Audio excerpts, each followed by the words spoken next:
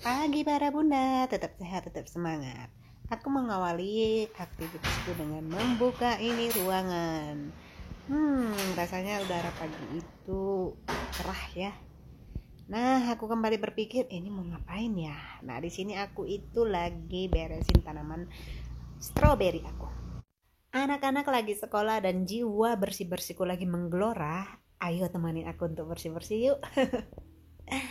Nah, di sini sambil aku bersih-bersih sambil mutar-mutar kamera, sudut kamera mau di mana diambil gitu ya kan. Temenin aku juga Bunda untuk cuap-cuap di pagi hari.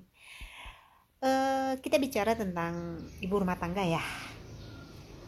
Kejadian di sosial media terakhir ini pada gembor yang seorang ibu tega mengapain anaknya gitu ya kan.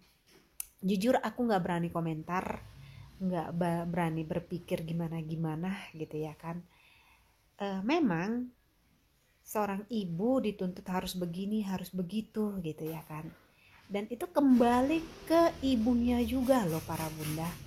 Tantangan sangat luar biasa dari pihak suami, dari kerjaan, dari keuangan, dari anak-anak gitu ya kan.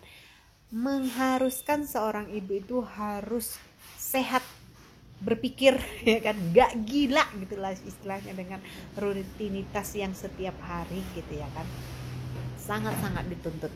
Nah, kembali para bunda, mau gila atau enggaknya kita sebagai ibu itu kembali ke diri kita sendiri.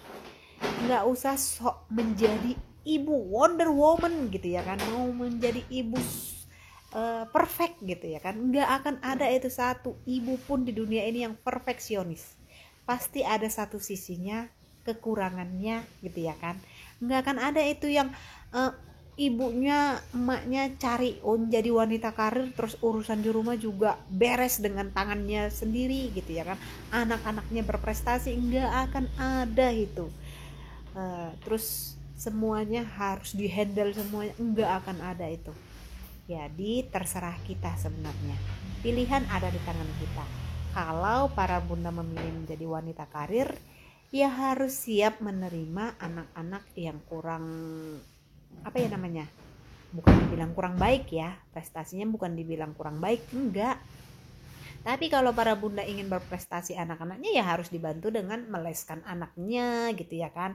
Karena kalau waktu kita uh, menghandle dia ya nggak akan ada, karena kita ibu wanita karir itu ya dituntut untuk bekerja juga, waktunya dibagi-bagi gitu kan.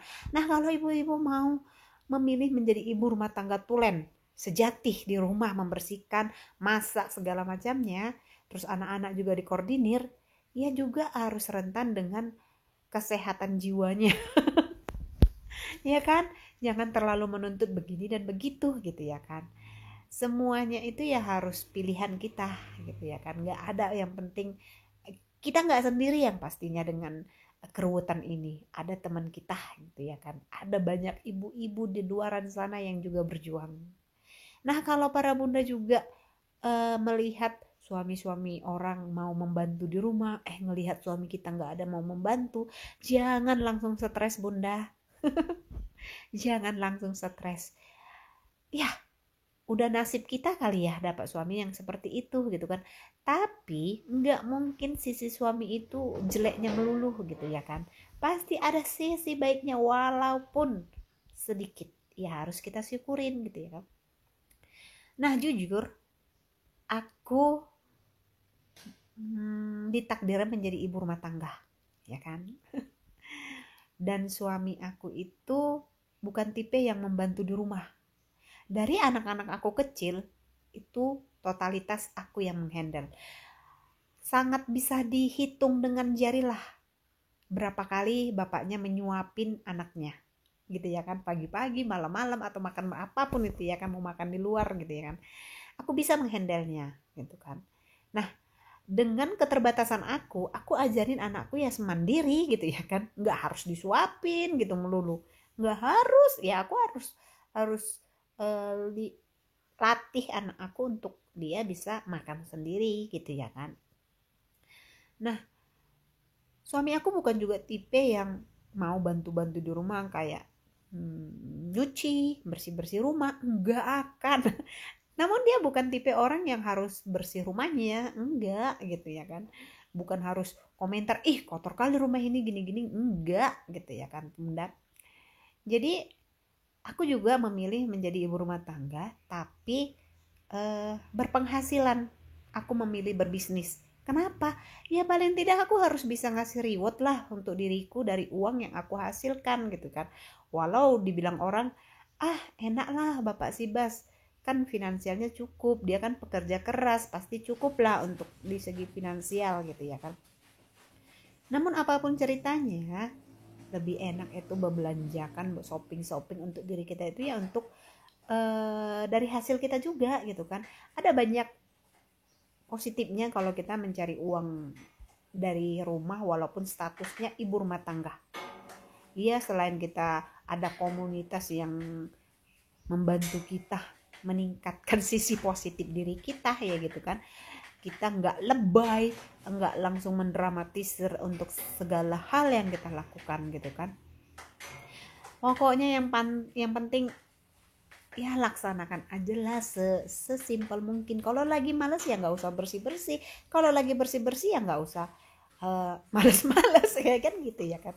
Nah di sisi ini pun Bunda, aku lagi bersih-bersih ini nggak 100% rumah ini bersih, totalitas pekerjaan di rumah itu beres, nggak akan mungkin ya kan. Mungkin di sini aku lagi bersih-bersih, nah kemungkinan besar ini aku nggak masak Bunda.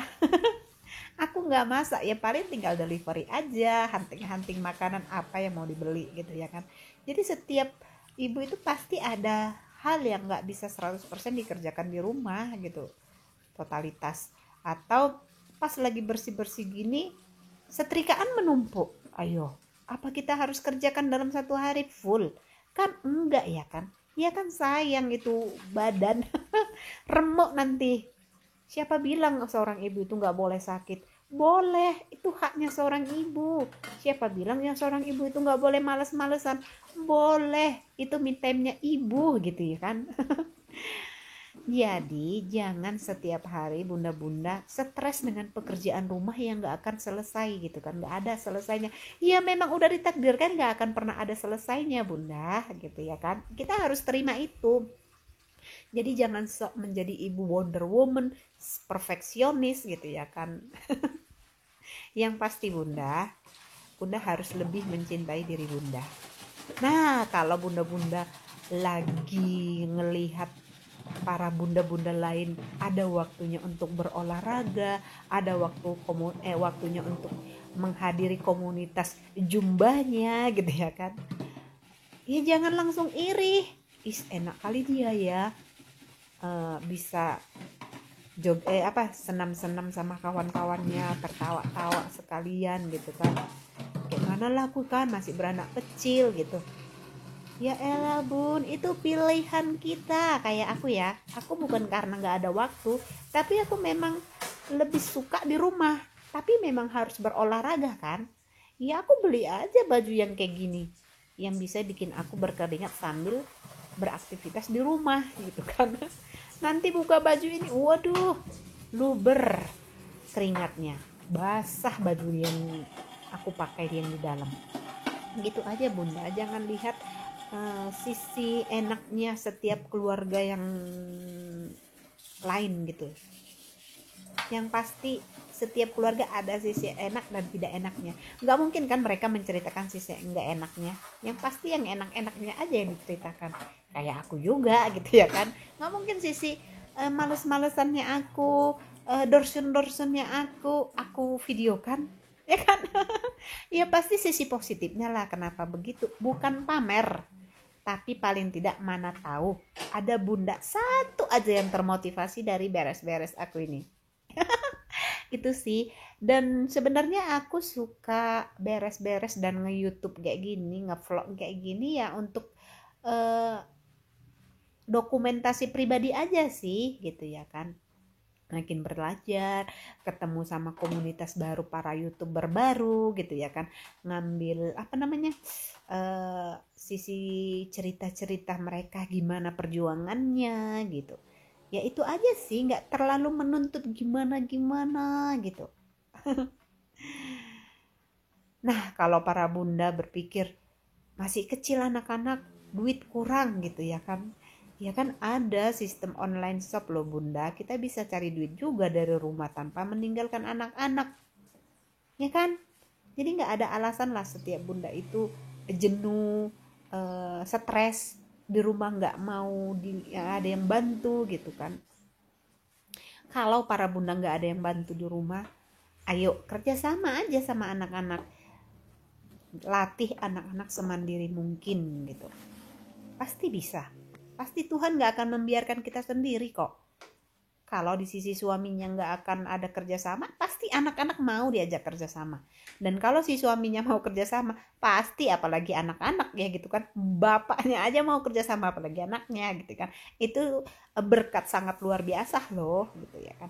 Jadi apalagi sekarang ya bunda, anak-anak itu kalau kita jelaskan satu, mereka udah jawab 1000, nggak 100 lagi, 1000.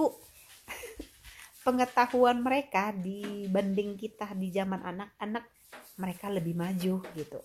Jadi ya gimana lah ya, aku bilang ya, pinter-pinter kita aja lah yang di rumah ini, apalagi status ibu rumah tangga. Nggak usah banyak-banyak ngeluh gitu ya kan, tapi berkeluh kesalah sama teman dekatmu, sama Tuhanmu. Itu aja sih inti dari setiap kita. Yang pasti berat menjadi ibu rumah tangga, menjadi ayah juga berat, menjadi anak juga berat, dituntut harus begini, harus begitu gitu ya kan. Jadi siapapun kita yang ada di dunia ini, memang tanggung jawabnya sudah masing-masing ada dan harus kita pertanggungjawabkan. Itu aja, nggak ada yang orang yang dia paling menderita, dia paling banyak pekerjaannya, dia paling begini dan begitu gitu ya kan. Saat ini aku sudah selesai beres-beres, tamanku sudah rapih, rumah yang di atas juga sudah rapih, atau rumah yang di bawah juga sudah rapi. Nah, aku ingatkan lagi ya bun, walau status kita ibu rumah tangga, nggak punya dinas, jangan lupa skincarean ya bun. Apalagi kita ibu rumah tangga yang kerjaannya hanya megang alat-alat kebersihan, jangan kalah cantik penampilan kita dengan emak-emak yang memilih wanita karir. Yap, sekian dari aku. Semoga para bunda tetap sehat, tetap semangat, dan tetap berpikir positif walau apapun yang terjadi.